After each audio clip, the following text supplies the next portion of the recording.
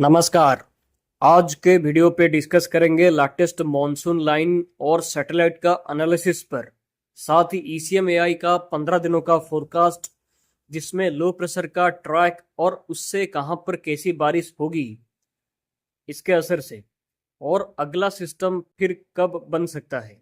ये पूरा चीज को देखेंगे आज के वीडियो पे। Let's start. पूरा वीडियो को जरूर देखें। तो सबसे पहले बात करते हैं दक्षिणी पश्चिमी मानसून की प्रोग्रेस की। दक्षिणी पश्चिमी मानसून ने 1 जुलाई तक नॉर्थ अरब सागर के कुछ भागों के साथ साथ गुजरात, मध्य प्रदेश, उत्तर प्रदेश, हरियाणा, चंडीगढ़, दिल्ली, पंजाब और राजस्थान तक के कुछ भागों तक मानसून आगे प्रोग्रेस करा था। साथ ही पूरे उत्तर भारत के जम्मू कश्मीर, लद्दाख, गिलगित बाल्टिस्तान, मुजफ्फराबाद, हिमाचल प्रदेश, उत्तराखंड के पूरे भागों तक मानसून का अनसेट हो गया था। और आने वाले 24 घंटे के दौरान ही मानसून के राजस्थान, गुजरात, मध्य प्रदेश, उत्तर प्रदेश, पंजाब, हरियाणा के और कुछ भागों पे आगे बढ़ने की संभावना है। और आज 3 जुलाई है और आज का सैटेलाइट को देखें तो करंटली देश के कई इलाकों पे मौसम काफी सक्रिय है। खासकर राजस्थान, मध्य प्रदेश, उत्तर प्रदेश, पूरे पश्चिमी तट के साथ साथ महाराष्ट्र, छत्तीसगढ़, आंध्र प्रदेश, गुजरात, उड़ीसा और पूरे उत्तर पूर्वी भारत के साथ वेस्ट बंगाल और आंध्र प्रदेश तक के कुछ भागों पे क्लाउड काफी सक्रिय है। मतलब बादल यहाँ पर काफी सक्रिय है। इसी के चलते यहाँ के कई इलाकों पे फिलहाल बारिश की गतिविधि जारी है और आज से यहाँ के कई इलाकों पे बारिश और भी बढ़ेगी। और बारिश बढ़ने का सबसे बड़ा कारण है बंगाल की खाड़ी पे बना हुआ सिस्टम। तो उत्तर पश्चिमी बंगाल की खाड़ी नॉर्थ उड़ीसा के कोस्ट के पास पे एक लो प्रेशर सिस्टम का फॉर्मेशन कर चुका है। ये सिस्टम कल ही फॉर्मेशन कर चुका था, जैसे हमने पहले ही फोरकास्ट किया था। और अभी के फोरकास्ट के हिसाब से ये सिस्टम अगले 24 से 48 घंटे के दौरान और भी थोड़ा मजबूत हो सकता है, जिससे पूर्वी भारत, मध्य भारत और उत्तर पश्चिमी भारत तक के हिस्सों पे बारिश को ये बढ़ा सकता है। कहां पर कैसी बारिश होगी इस पर आगे डिस्कस करेंगे। तो साथ ही जो पश्चिमी तट के मुंबई, कोंकण, गोवा और आसपास के भागों पे मॉनसून काफी सक्रिय है। यहाँ के कई इलाकों पे आज से बारिश और भी बढ़ेगी, फ्लडिंग रेनफॉल की संभावना है। इस पर भी आगे बात करेंगे। तो ईसीएमएआई का फोरकास्ट के बारे में चलिए बात करते हैं कि अगले 15 दिनों पे लो प्रेशर का ट्रैक और प्रभाव क्या होगा और अगला सिस्टम का फॉर्मेशन कब कर सकता है। चलिए बात करते हैं। तो करंटली ईसीएमएआई मॉडल का फोरकास्ट को देखें तो बंगाल की खाड़ी पे जो लो प्रेशर सिस्टम है, ये सिस्टम 5 जुलाई तक धीरे धीरे करके उत्तर पश्चिम पे ट्रैक आगे बढ़ने के साथ साथ ये थोड़ा सा और सशक्त हो सकता है। पॉसिबल है कि ये सिस्टम वेल मार्क्ड लो या डिप्रेशन तक का इंटेंसिटी तक जा सकता है 5 जुलाई तक।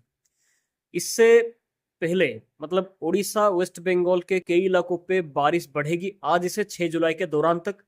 उड़ीसा के कुछ भागों पे अति भारी बारिश 4 और 5 जुलाई को हो सकती है इसके असर से।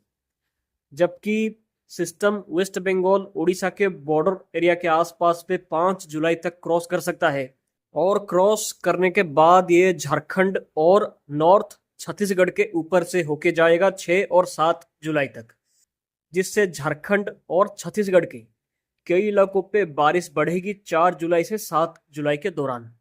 5, 6 और 7 जुलाई को छत्तीसगढ़ के हिस्सों पे अति भारी बारिश हो सकती है।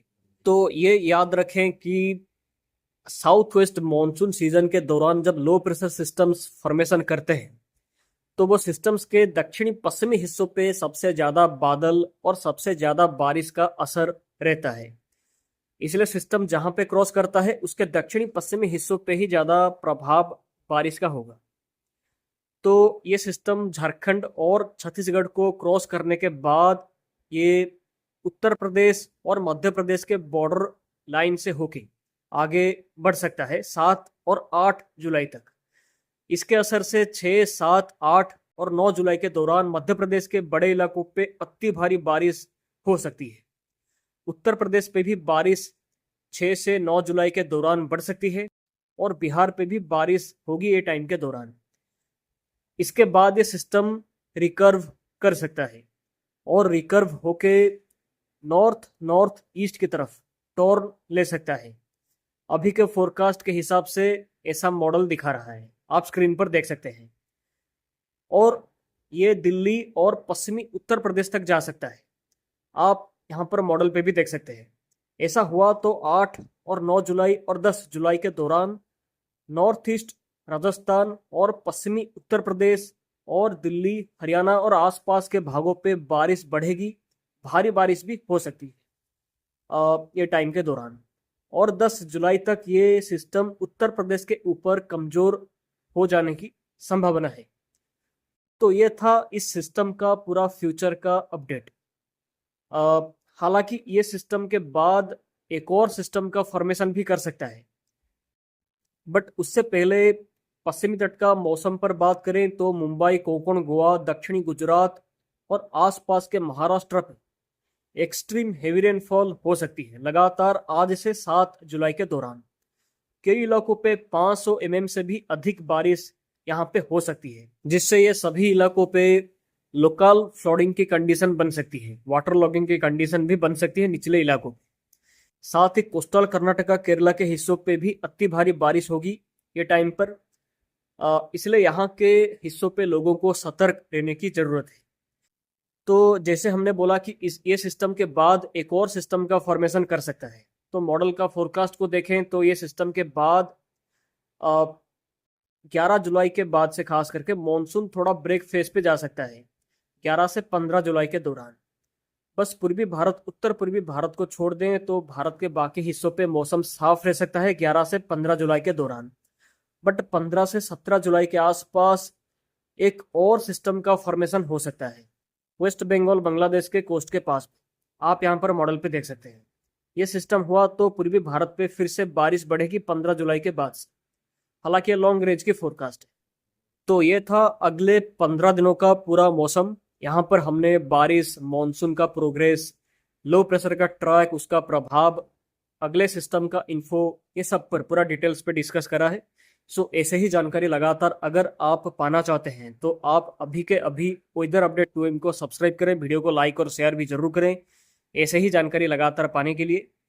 तो आप सभी का दिन शुभ हो। फिर मिलते हैं अगले वीडियो पे। बाय और धन्यवाद।